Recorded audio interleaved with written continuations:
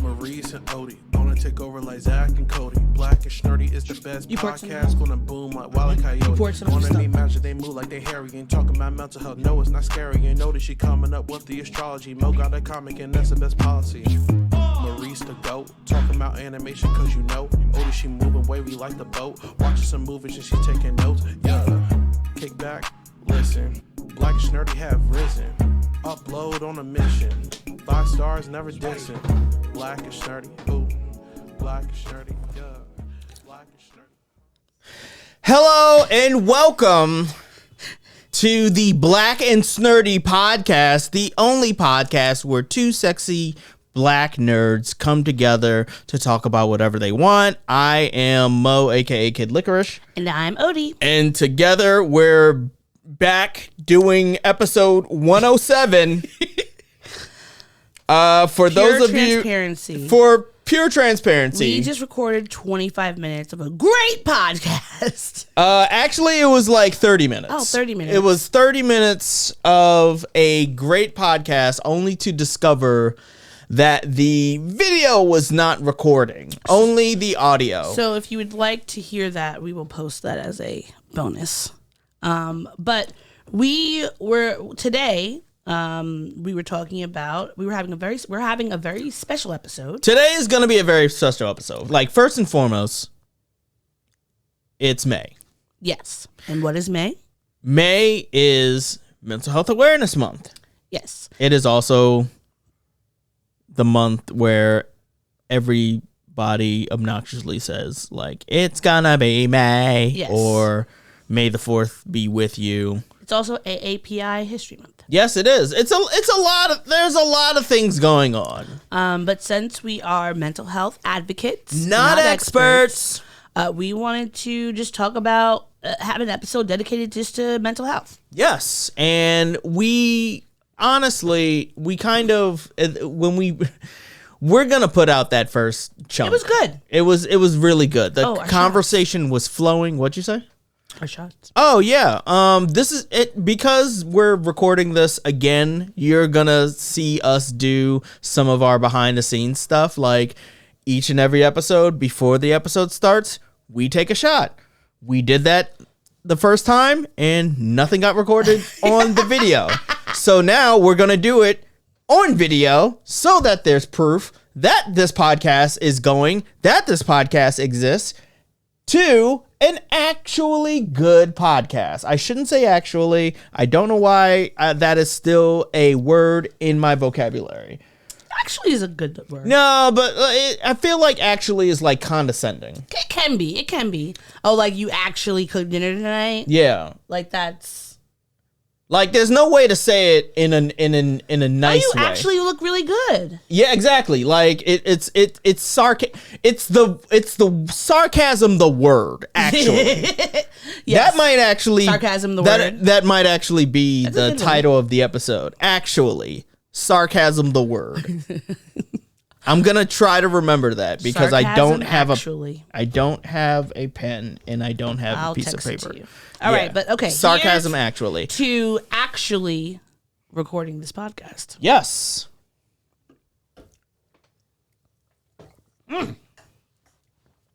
Hoof. Jesus. Yes. All right. So, first, I'm gonna kick it off with an explanation of what mental health is. Yeah, giving an explanation. So I got this from the CDC, the Center of Disease Control. Yes. Mental health includes our emotional, psychological, and social well-being. It affects how we think, feel, and act. It also helps determine how we handle stress, relate to others, and make healthy choices. Mental health is important at every stage of life, from childhood and adolescence through adulthood. But Odie, why is mental health important to the overall health? Because things like depression can increase the risk for many types of physical health problems, including long-lasting conditions like diabetes, heart disease, and stroke. Also, the presence of chronic conditions can increase the risk for mental illness. Now, I'm not going to keep doing this bit. Like, I was going to make you do at least one more paragraph just because of the rule of threes. Well, I'm going to give you one more stat. Okay. All right. Hit me with that mental health stat. More than 1 in 5 U.S. adults live with a mental illness. There we go. And over 1 in 5 youths between the age of 13 and 18 are currently or at some point of their life have had a serious debilitating mental illness, and 1 in 25 U.S. adults live with a serious mental illness such as schizophrenia, bipolar disorder, or major depression. Yes. That is a stat if I've ever heard one. And it should go to show you that mental health is more common and prevalent now than it's ever been before. Yeah. And so we should feel comfortable with talking about it. We should feel safe in knowing that we're not alone in these experiences that we have. Like, people around us are likely experiencing some form of mental health, whether it be, anxiety, whether it be ADHD, whether it be bipolar disorder, and the rest. Honestly, there's one thing that has been interesting to me to learn about. When I learned about my ADHD diagnosis, also learning about complex PTSD, like learning how trauma, and when you say trauma, like, it doesn't have to be, this huge traumatic event. Like, you don't have to watch your family be murdered in order to have trauma that interrupts or impacts your life. Yeah, sometimes it's just as simple as seeing mom and dad have a tumultuous relationship, get divorced, your grandparents die. I was just gonna say, like, have an argument. Like, That too. Like, especially when you think about a child. Like, my nephew is 1.5. He is soaking up everything that he sees around him. Yeah, your nephew is a literal sponge. He is. And, like, one thing that's super cute that he does now is, like, if you're standing near him and somebody else, he'll, like, pull you two together and be like, hug, or kiss. And, like, which is adorable. It's super cute. And also, take a shot anytime Odie mentions her nephew. If they're gonna take a shot anytime I mention a drop, then they have to take a shot anytime you finagle your nephew into these podcasts. That. Okay. But, like, just watching him do that and knowing that he is soaking up everything that he is seeing. So when I see him and he's interacting with so much love and care and, like, sweetness, I get so happy to see that, because that there are some children growing up in spaces where that is not the norm. They're not getting loved on. Yes. They're not seeing people around them get loved on. And that in itself is also a trauma. And thinking about how the complex PTSD, it can have it can manifest itself as looking like a variety of different mental health issues like ADHD. And sometimes, there's constantly arguments about whether or not you can just get ADHD at some point in your life, or is it just trauma? Is it only genetics? And it's really like an amalgamation of so many things. Like, you can't just get ADHD. Like, if you have it, there is some genetic component to it. However, your ADHD can be exacerbated by having different traumas, and the ways that those might impact you could be very different if you just were dealing with your ADHD alone. And I've had to learn that in the ways that, like, medication's helpful, but it's not going to be the only thing that I need to use. I still have to do, talk therapy, and maybe do a cognitive behavioral therapy, or DBT or EMD or something to work through the different traumas I've experienced, as well as learning how to work with my brain and not against it, which to me is honestly very frustrating. What do you mean it's frustrating? It's frustrating for me to, and I've talked to you about this like off mic. It is very frustrating to understand logically why something is happening, why I'm having difficulty doing things, why I'm feeling a certain way, and yet not being able to like do anything about it. If you understand what I'm saying, because it's like if I'm doing therapy, I'm taking meds, I'm working on trying to create, routines. I'm being very self-aware and understanding what my different moods and things are, and learning how to understand and feel my feelings and express my feelings in a safe, healthy way. But that does not stop my brain from trolling me sometimes. Right. Like I can't reason myself out of having anxiety. I can't reason myself out of overwhelm. I can't reason myself out of depression. I can't reason myself into motivation. So I think that last one is the key. Like that's the key to so much of first off, I'm not a doctor. I'm not an expert. I'm an advocate when it comes to mental health. And I'm not about to sit here and just diagnose you. But I have found that, at least for me, I have motivation that I can glom onto when I am going through a manic episode or a depressive state or a blue period or an incident that is causing me agita or anxiety.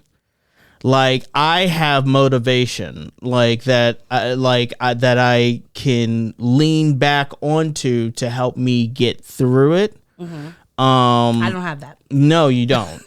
Like the no, thing you is, don't. No, you and don't. the thing about it that's frustrating for me is that internally, I have a lot of motivation. I'm an extremely motivated person. But motivation is internal. But no, listen to what I'm saying. Sure. Internally, I have the motivation, I have the desire, I have the want. Sure. What fucks me up is if I have the desire and the will and the motivation in my heart, but it's not translating to my brain and translating to my body in the ability to get past the walls that I have and the hurdles that I would have to jump to get started to do the thing. And that is the part that I have the most frustration with, because that inability to harness my motivation when I want to, like having that motivation be blooming at 2 a.m. in the morning is not helpful for me. Because even though at that time I might be motivated enough to do it and get up and start it, but my brain is going to be so tired that it doesn't matter. Like I might start the thing, but it's still not going to really be that helpful because I'm going to be so exhausted that I can't even do the thing the way that I wanted to do it. And then there comes the shame and the guilt for not being able to harness this motivation into a thing. And for me, like I'm very motivated by outside factors. So it's like if you told me, oh, at 7 p.m. I'm going to cook dinner, then I could have had no motivation, even though I'm screaming in my head to do the thing. And then like at 6 o'clock, I have this, all of a sudden, this burst of energy to like, oh, at 7, he says he's gonna cook dinner. Now I'm gonna clean the kitchen.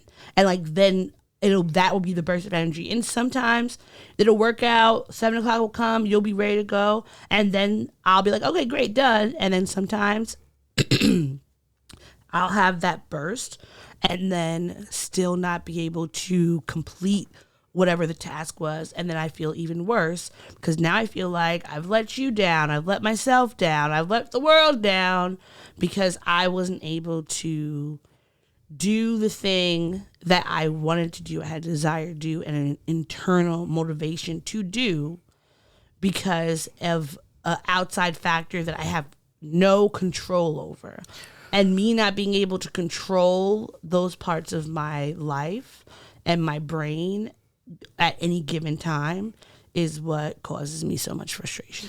Right. And I think this comes with the part that you also said is a frustrating avenue for you, which is working with your brain.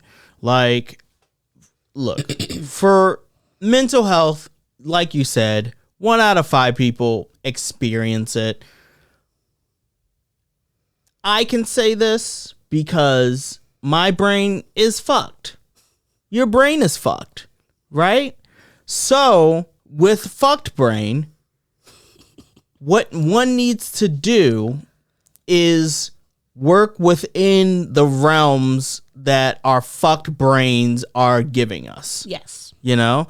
So, like you said, you have these spurts and everything like that occasionally come where the everything syncs up and then you start doing a thing. Whether you complete the task or you don't complete the task, intellectually, you know that you are capable within your fucked brain of having these spurts of energy. Let's call it energy.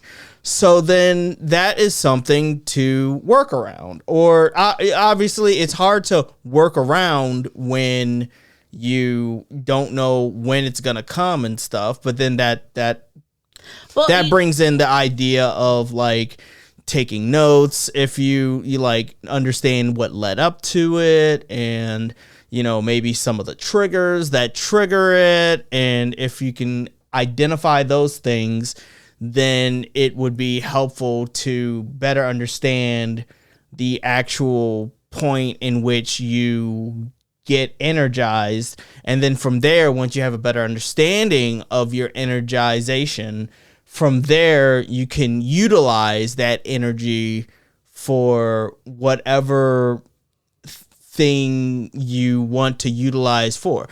Perfect example, my mania, it manifests in me, but I'm more sexual, but I'm also more productive. Like, and I end up spending more money than is necessary. All right. What I do is I channel that into making sure that I'm not purchasing anything that's not super duper really like important for a reason. Mm-hmm. You know what I mean? And B, that it's not, well, I was going to say not a large commitment of a purchase. Did you just buy something? No, I didn't these mics. Okay, this was the last big purchase? Yeah, this was the last big purchase. I bought these microphones on a fit of mania. But it falls in line with the first aspect that I am aware of and how my mania manifests itself, in that I need to focus it on something productive. Like, I can't just sit on the couch and just, for lack of better words, pleasure myself for hours on end until I'm the most dehydrated man in the world. Like, and that's understandable, but you wanna know what? I don't think it's our brains that are fucked as much as it's society that's fucked. Because now listen to what I'm gonna say. Okay. Yeah. I don't mean to sigh like that as if I'm exacerbated. I am preparing my body for our conversation. Just like you have to prepare your body for Beyonce, I have to prepare my body for this conversation. So I think that a lot of it boils down to ableism Sure. And internalized ableism. And I think that once we recognize as a society, as people who are neurodivergent and people who have different mental health issues, recognize that a lot, not to say that I wouldn't be devoid of ADHD if we lived in a society that was not based on a neurotypical brain. However, a lot of my stress and anxiety and depression would probably be different, and it would look different because I wouldn't be drowning under the weight of shame and guilt and should-haves and could-haves and, am I ADHD or am I just lazy? Am I trying hard enough? Maybe I should have done it harder. Maybe I really do need a planner. Or, if in elementary school, instead of teachers writing you up for being, energetic or forcing you to, taking the books away from you because you finished your project or your assignment early, but you have to sit there and you can't draw, you can't read, you're supposed to be just quiet and wait for all the students. And so creating situations where you might be talking more or acting out in some type of way, if we were looking to actually understand the different types of brains in this class and the way that people learn and do things differently from a young age, then I believe as you get older, you're not going to be shouldering that blame and that anxiety of thinking oh, I'm never doing enough or I'm not doing good enough. And you need all this help, etc., that might create low self-esteem and all those other things, because we are living in a world that is centered around a very specific type of person. And if you do anything outside of that box, whether you're at work or at school or just amongst society, it is deemed as you are bad or a problem child or a problem person, you're a weirdo, et cetera, et cetera, et cetera. And I've been working on decolonizing and de-ableizing or removing the ableism from my brain, and also the colonialist structures that create all these beliefs of laziness and what pace you should be working at and the false sense of urgency we have, because all those things come from the way that our society was created and nurtured. And even calling ADHD a mental illness, to me, I think is a little, I don't know if I want to call it patronizing, but having a brain that is wired differently, I don't think should be categorized as an illness. It's just neurodivergence means your brain is wired differently. You have a different type of brain. And in reality, we probably all have different types of brains. So those things to me should be celebrated, and having the diversity of thought, the diversity of mindsets, and the diversity of just who we are as people should be something that's celebrated versus tolerated and seen as a deficit. Because as much as, yes, there might be people who have ADHD or autism or, whatever, that might really struggle to, live on their own and just be a member of society in a way that they would want. They need a lot of help. But that's fine. And if you do need help in whatever way, that shouldn't be something that's pitied or looked down upon. It should just be this person needs a little bit more help to do X, Y, Z. But we get this narrative that our brains are fucked, our brains are broken, and that is something we're just going to get over or work through and, be ingenious about using our... Oh my God. Aria. This fucking cat. Hey, don't scream at Aria.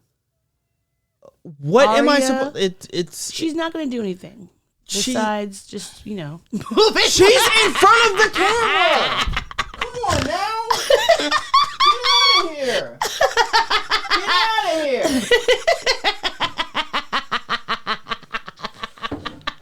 She wanted to be part of the conversation. No. I was making points and she was with it. Anyway, my feelings are, yes, we need to work with our brains, but I know when you say your brain's fucked, like I know what you're talking about, and I know that you're not trying to be ableist or anything like that. But I would also like us to reframe ourselves, because one, words mean things, and the way that you talk about yourself, even in a jokey fashion, does impact you as a person. Mm-hmm. So like, even if you don't mean negative statement, just be like, oh, my brain is fucked, my brain is broken, like, and you could say that in jest. I think that by constantly saying that can create unrealized negative things within us that when we're not joking will be floating around. Because if I'm hearing the same thing when I'm in a manic, depressive, anxious moment as when I'm joking, like my body doesn't know the difference. Sure. And so I try to be mindful of that and just aware that like ableism is extremely prevalent. Sure. And we were at the Black Zine Festival, and we had, we got this ADHD, or not ADHD, a Black artist, neurodivergent artist manifesto, and one of the tenets was like being pro neurodiversity is anti-ableist or something like that. I forgot the last one, but you could look it up. I'm gonna find her name. Sure, but you continue talking while I find the name. I think this is where you and me kind of differ in our sort of idealism, mainly because like from you and you can correct me if I'm wrong, there's this emphasis of like examining society and how it impacted our mental health and our mental healthy brothers and sisters and all in between, in order to better understand. And I think that there is merit in understanding the societal impact of ableism, the societal impact on how we as a society treat mental health, and how, we as a society, like I talk about it all the time about how in the 90s, the Black community, as open and accepting as they were about some things, they were very closed off about other things, but I don't personally see the merit from a practical standpoint of application is what I will say. What do you mean by application? Applying it to the individual. Like, I can understand how intellectually this knowledge is helpful to me on a day-to-day basis of just understanding and getting to the root of like where society is with all of these things. It does not necessarily help me in application in the now is what I'm saying. And that's different between you and me. Like it's not necessarily like a bad thing or a good thing or me shitting on you or anything like that, because I'm definitely not doing that. No, I don't think you're shitting on me, but I do say I think they're different approaches. I think that by not recognizing how all of the isms under the umbrella of white supremacy and patriarchy and capitalism, et cetera, et cetera, et cetera, et cetera.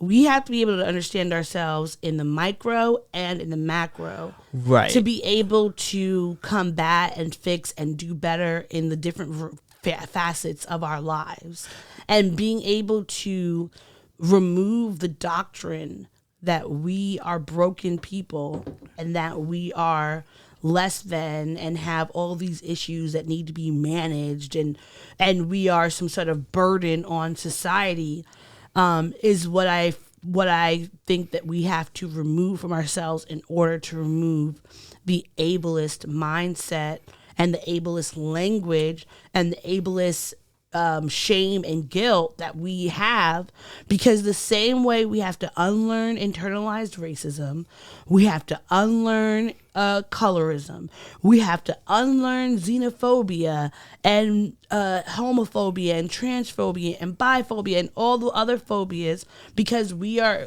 growing up in a society that puts an emphasis on, or an invisible emphasis on, all of these negative things that we have been taught and learned, because we see it in how, when you look back at old TV shows, whether they're fiction, nonfiction, you see how the child with ADHD is portrayed. You see how the adult with schizophrenia or bipolar, etc., are portrayed.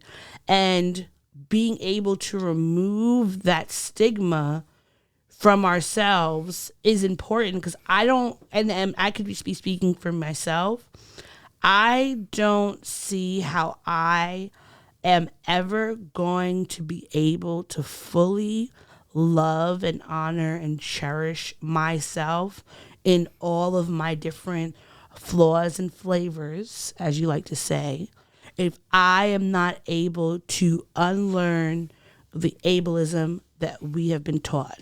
Because in order for me to love my body, my hair texture, my skin color, like all these other facets on the outside of me, I had to unlearn so many different things, and still constantly still unlearning in various ways.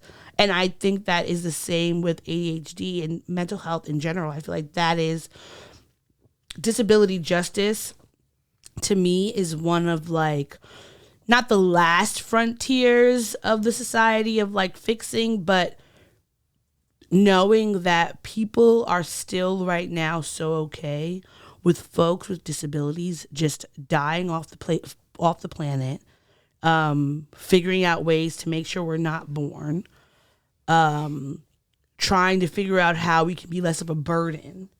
And that, to me, is a mindset that I don't want to carry on, and I don't want to prop up. Like, because sometimes, and I don't know about you, but I sometimes will read things from, like, decades ago where you talk about if you had a child with any sort of neurodivergence, people would just put them in a freaking home, regardless of whether or not they could have been active members of society and brought something to the world. It was like, just put them away, or, you know, you might abort them or whatever the case may be. And when I watch shows like Love on the Spectrum, and I know sometimes we'll watch that and I'm like, I'll get very emotional, because I'm watching it and seeing myself in those people and recognizing that, like, I may be on a different part of the spectrum as them, and but we still have so many of the same issues and things we're working through.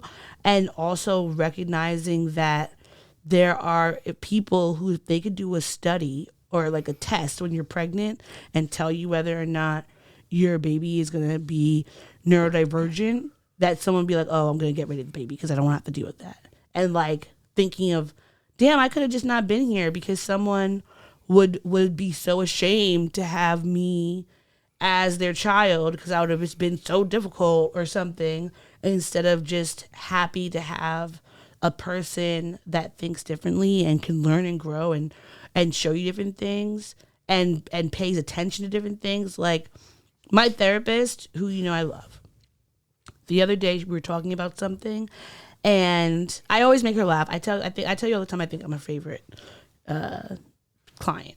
But I think you're her favorite client for other reasons than because she has to see me so much. Yeah, because she's getting a constant check.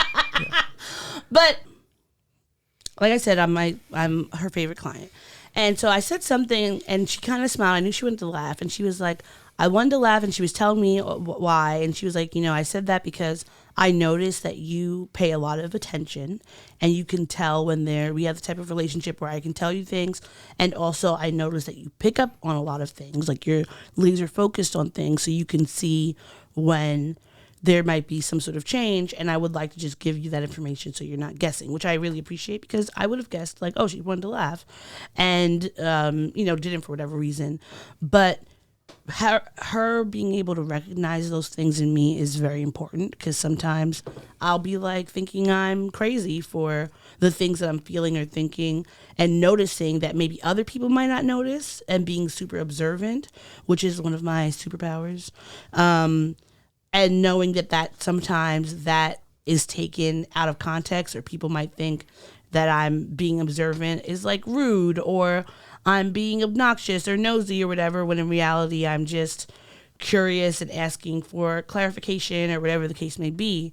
And she has been the catalyst for me to really investigate a lot of the internalized ableism that I feel about myself, about others, and try to make a change, because all of our brains are worthy, and Black disabled lives matter. All disabled lives matter. Yeah. But just thinking of like what I went through as a kid and an adult, and what I'll go through for the remainder of my time on this earth, dealing with people who are ableist, is very frustrating, and I just don't feel like anyone should have to go through that anymore. And being able to understand the context of why, to me at least, I think is important, because if you understand the why and the how come, you can do something different.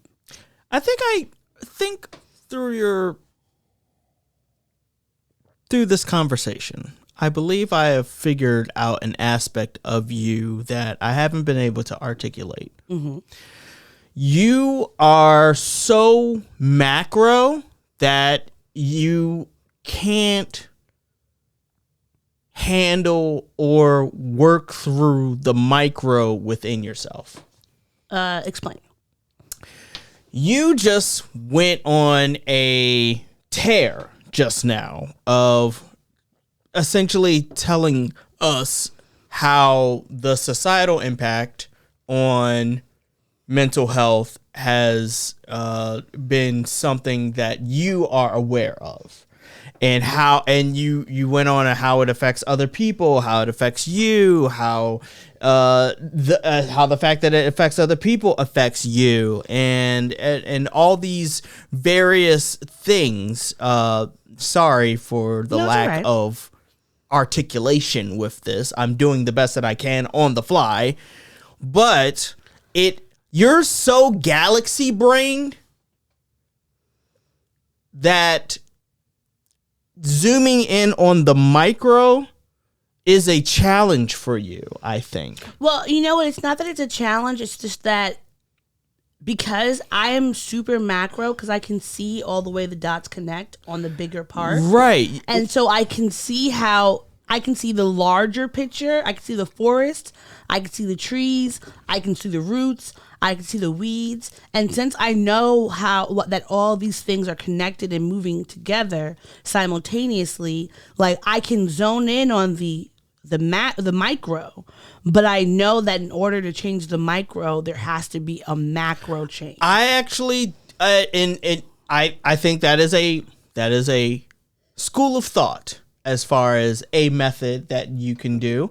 I personally think that in order to make significant change within oneself, you have to zoom in on the micro. Yes, there's macro things that will impact the micro. There are societal and familial and historical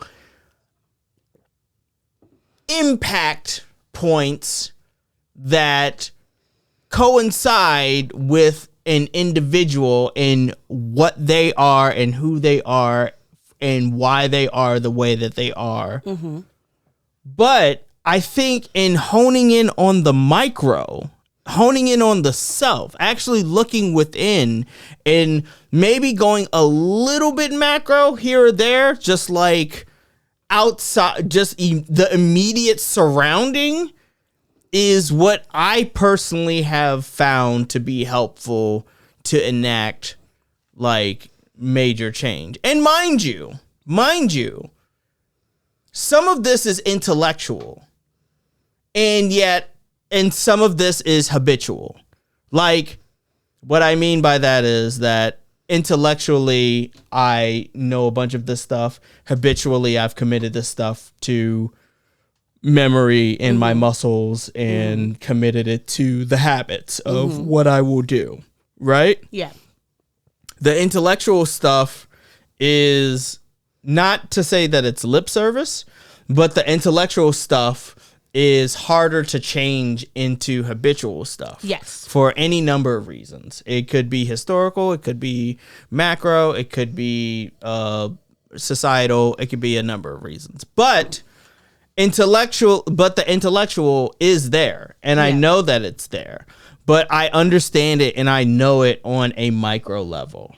I hope that all of this makes as much sense as I am trying to articulate it, because I'm doing it on the fly. I understand it at the micro and the macro, but for me, the hard part and the frustrating part is, like I said, not only just understanding it, it's also putting it in place. Like, understanding about ableism is one thing, but being able to navigate through it, like the same way the micro, you understand the macro, but it's the micro. Like, navigating through it is much more difficult for me because of the fact that I am a very sensitive person. So even if it's not happening to me, if I see somebody else being ableist, I am going to put in my brain that I know that I can't trust this person in this way, because they are going to, if I let them see all of me, I'm going to be getting this vitriol that they've just given to this other person because this other person was somehow different or whatever. And so the getting it from the macro to the micro, even while I know all of them and can see all of them, I think sometimes the seeing all of it is the overwhelming part, because it's like having all this information, but like, what do I do with it? And only feeling comfortable to really discuss that with other people who I know understand or are in the same place. Because I mean, if they said 1 in 5 people are dealing with mental illness, there are so many people who do not know, and possibly are just able to mask or, code switch really well. So really, the stat is 1 in 5 people are experiencing mental health, but of those, of the collective, you could get 5 of those. 2 of those out of the 5 people are probably masking. Well, the thing is, that stat, I think that stat is dedicated specifically to people we know. Sure. That's not even countering in the folks who will never go to therapy, will never get any sort of anything or treatments or anything like that. I think it actually does factor that in. You think it does? Yeah, I think it factors, like, it's just, in general, 1 out of every 5 persons, regardless of whether they are of diagnosed, a certain generation or diagnosed or what have you, I think that stat is just blanketed as people. 1 out of 5. But 1 out of 5. It's like, if 1 out of 5, okay, if 1 out of 5 people have it, that's a lot of people. That is a lot of people. But then it's like, if a lot of those people either are not being treated, not recognizing that they have mental illness, or have not unlearned ableism, how effective is any change going to be? Because I think that when it comes to disability rights, and even though there's a debate about whether you should call... Hold on, wait, time out. We were initially talking about you. How does any of this, like, I know how it affects you, but like, what is in overall, like, I do understand how it affects you. What I'm saying is that, how does this information service you? It gives me information. Yes. I have information to navigate the world with. as in being able to recognize that 1 in 5 people have a mental illness. To me, and I'll give you like an example. If I was at work and, well, when I have a job, if I'm working with someone or I'm dealing with any sort of interpersonal interaction and someone is behaving in a way that I don't like or confused about or whatever, I can have an understanding like, oh, 1 in 5 people have a mental health issue. It helps you with empathy. Yes. But like it doesn't help with anything.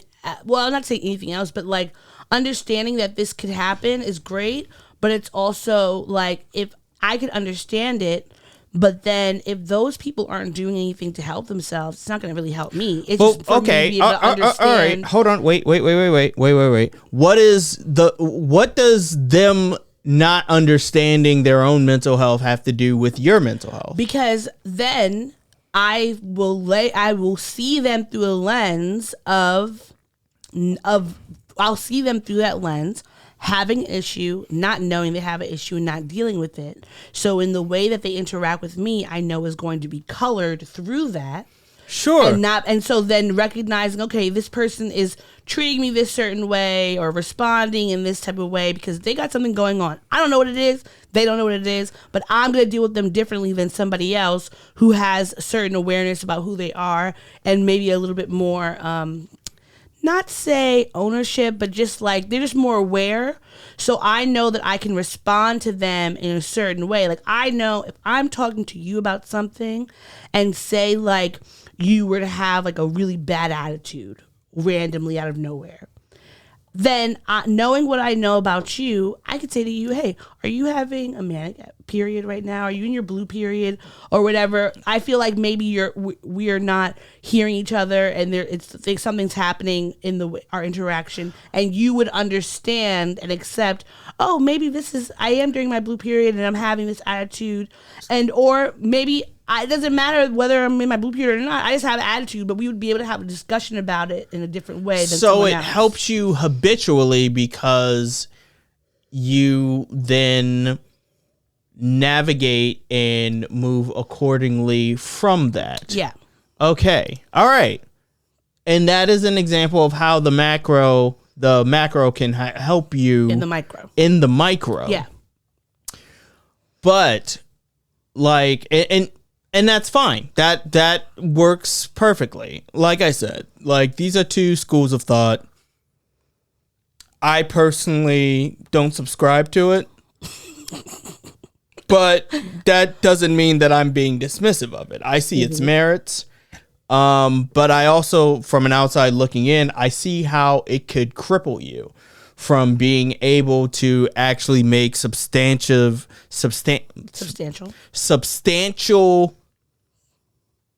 progress within yourself on a micro level. And why do you say that?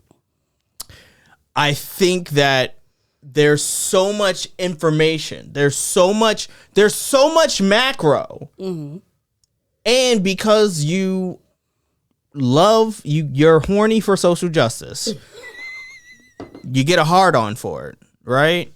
Which is why the ableisms and all the isms like are in your head at any given moment and how they impact the world and society and how society has impacted you and you impacting the world and everything like that. It's so macro. It's so much information that no wonder like that you haven't been able to fucking figure some of the micro stuff that you probably should have figured out a couple years ago out at all. Period. Mm-hmm. Point blank. Because it's so much, you're inundated with information. You're inundated with so much noise. Mm-hmm. It's mental noise. I would say you are inundated with mental noise that would probably prevent you, or probably is on some level preventing you from dealing with some of the more micro portions of your life that exist. Well, no, that's true, because the thing is having a brain that can see all of the different patterns and all the different ways that things meld together and move around. It's like what is it called? The multiverse. Yes. You're seeing the multiverse. You're constantly. Uatu the Watchman. Yeah. Exactly. Yeah. And being able to understand intellectually why things are happening and having to turn that into take that from a concept and bring it into real life. And it's just like anything, as if, when I'm reading a book and I'm highlighting things and then I'm like, what's important? And to me, like, everything's important. Yeah. So like I end up highlighting it's just the whole an book entire page of highlights, pink or yellow. And which is like, yeah, all this information is great, but then to be able to sift that and take something out and put it into take that information and put it where it needs to be and answer the questions can become more difficult. But when I think about how if we were living in a anti-ableist society, that so many of these things would just be rectified and I wouldn't be as frustrated. And I know that is a... Can I ask you a question? Yes. What is knowing that okay. You just said if we weren't living in an ableist society, either that or you said if we were living in an anti-ableist society. Uh-huh. You said one of those two things. That mean the same thing. If society was not ableist. Right. You are a black woman, right? Yes. Which means you were born into this America. Yes. You were born into America in the late 80s, early 90s. Mm-hmm. You were born into this culture where people of our ilk, of our color, of our creed are societally like treated a very specific way. Mm-hmm. And you're aware of that. Yeah. You're aware of all of that information. Mm-hmm. Okay. So with that information and knowing that this is just what it is, mm-hmm. What good does it do for you to ponder what things would be like if they were different? Well, how does that help? So it helps me what I'm in trying the to sense figure of out. like, because I am aware of what it means to be a black person, a black woman, a queer black woman, a queer disabled black woman, mm-hmm. and then taking things down off the list.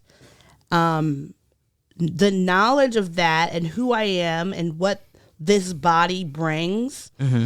And whatever things this body, good or bad or in between, that this body brings, is that an awareness of that plenty of things, not to say that it's not about taking accountability, but knowing that there are some things that I have no control over, that won't be my fault, that some people are just going to look at me and react to me because of this body that I am in, is helpful. Because for someone who, like, as I've talked about with you, rejection sensitivity disorder, which is something that, if you don't know, for like ADHD and probably other parts of other diagnosis of neurodivergence, like, critique feels so much more, any type of critique or perceived critique or perceived rejection feels so much greater than it may actually be. Sure. And so because of that, if I did not have an awareness that I was wading through a puddle of muck, which is our society, then I would constantly feel like I was to blame. Okay, here's a little bit of clarification. I wasn't asking you about the fact that you know all these things. Yeah. I'm asking you about the positing of what a society would be like if things were better, if there was no racism or ableism or anything like that. That's what I'm. So what good is that information helping you? That information helps me because it helps me be mindful of the world that I want to create and that I think is possible to create. Whether it's for me, grandchildren, great-grandchildren, whatever the next generations are, but like knowing how and seeing how the society that we've been raised in with all the various isms have negatively impacted us has made me horny for social justice, Yes. as you said, and spurs me on to figure out how to undo the blockades that have been put up due to these stupid, baseless stigmas and stereotypes, so that when I think about what I want the world to look like in the future, that I am creating that within my life and within my atmosphere, and hopefully able to impact others to try and do the same, so that we are building from the micro into the macro, and we're keeping the ball rolling. Right. Okay. Again, this is just an aspect where I think you and me differ. Because I think I can change the world. Well, it's very Michael Jackson of you. Gonna make a change for once in my life. It's gonna feel real good. Gonna make a difference. Gonna make it right. As I go to the car door to winter shore, this things is blowing my mind. Gonna feel real good. Gonna make a difference. Gonna make it right. Wait, did we just do the same thing twice? Yeah, I don't know. But Okay. it was good. Yeah. Go listen to that song. That's why I want you to know I'm starting with the man in the mirror. I'm asking him to change his ways, and no message could have been any clearer. If you want to make the world a better place, just look at yourself and make a change. Woo! Na na na na na na na. All right, honestly, that's a pretty good of a way to end this episode. I think so too. We will be back with more pop culture shenanigans. Yes. More mental health things. Sure. More of what makes us happy and what's grinding our gears. Sure. And all the other things. We'll get to those at some point. At some point, we're going to master timing, and we're going to get to try. Maybe we should just the actual segments. I feel like, and y'all listeners, please tune in, check in, comment, subscribe, all that. Sure. Let us know. Let us know. Do you like when we have the longer episodes, or are you feeling these hour-long ones? Because we're Chatty Cathy's and Clyde's. Yeah, give us any. It's ironic that I'm saying this right now, and I know you don't understand why it's ironic, and I'm never going to tell you why it's ironic. But I'm asking for constructive criticism and feedback for the work that we do here on this podcast. But before we go, I did want to just maybe don't say constructive feedback. Like you could say it like, oh, I like it when y'all do this. I like it when I don't like it when you don't do that. Don't name names. Don't name names. Maybe don't fucking name names. Before we go, I just would like to urge everyone, if you are interested in learning more about mental health as a whole, or specifically to you or for people around you, check out the National Alliance on Mental Health, NAMI. They have a good website that you can go on. I also found some organizations for bipolar and ADHD. So there's the International Bipolar Foundation, IBPF. Now I know nothing about them. I was looking places up and they came up. So if they're good, great. If they're not, let us know. There's also the Depression and Bipolar Support Alliance, DBSA. As always, if you're a person with ADHD, you might have heard of them. CHADD, CHADD, and also ADDA, ADDA. And I wanted to mention one of my favorite YouTubers about ADHD, HowToADHD. She's great. There's like great snippets and tidbits on what ADHD is. Also on YouTube, Dr. Tracy Marks. She does a lot of great videos about mental health, both ADHD, bipolar, various ones. And then there's this one page that I actually it's called like Psych, and they do these different these different like animations.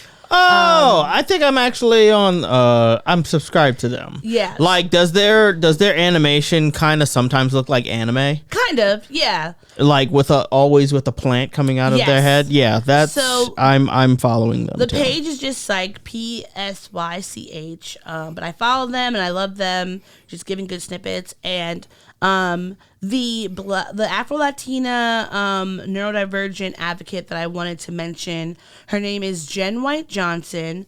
We met her at the Black Zine Fair. She is the mother of Knox, who is a adorable black boy with autism, and she's an advocate and just really smart and fun and talented, and I'm like, life goals. But I definitely think you should all check out her work. Look at her zines. We actually have to send you ours because we finished it. But yeah, just find your spaces. I have a lot of, I'm in a lot of different groups. ADHD for Smart Ass Women, Black Unicorns with ADHD on Facebook, which is founded by Renee Brooks. So, look up, find places, find your community. There's always somewhere that will give you the information that you need to help you and find people who speak to your soul. And I just, want everyone to be all right. Okay? That's it. That's great. I'm glad we were able to give our listeners the necessary resources that we're interested in, as well as something that they could look out for. Having said that, I am not including those into the show notes, so you can look those up on your own. Since when? Because you just said 20 of them, and I'm not doing that. I'm going to send you the links, and you're going to put them in the description. You know what? You send me those links, I'll put them in the description. Okay, there we go. If you don't, then they're not going in there. So anyhow, me right now. All right. Anyhow, with that being said, that is everything. We will see you next time. Keep it easy. Take it sleazy. Bye. Thanks for listening to the show. If you'd like to contact the podcast, you can reach us via email at blackandsnerdypodcast@gmail.com. You can also find us on Instagram and TikTok at blackandsnerdypodcast, as well as on Twitter at blackandsnerdy. You can find me, Maurice, on all social media under the handle Licorish is Legit. That's LICORISH is legit. And you can find me on Instagram. It's ThatsOD, and on Twitter, THATSOD_E. And don't forget to like, rate, and subscribe to us. Tune in next time to the Black and Sturdy podcast, where nerds of a feather flock together. Remember? Bye. Boy. Not yet. No, this is keeping it. We're keeping this in. Don't forget to take your meds and your subs and drink water. Bye. Bye. I actually want to keep that.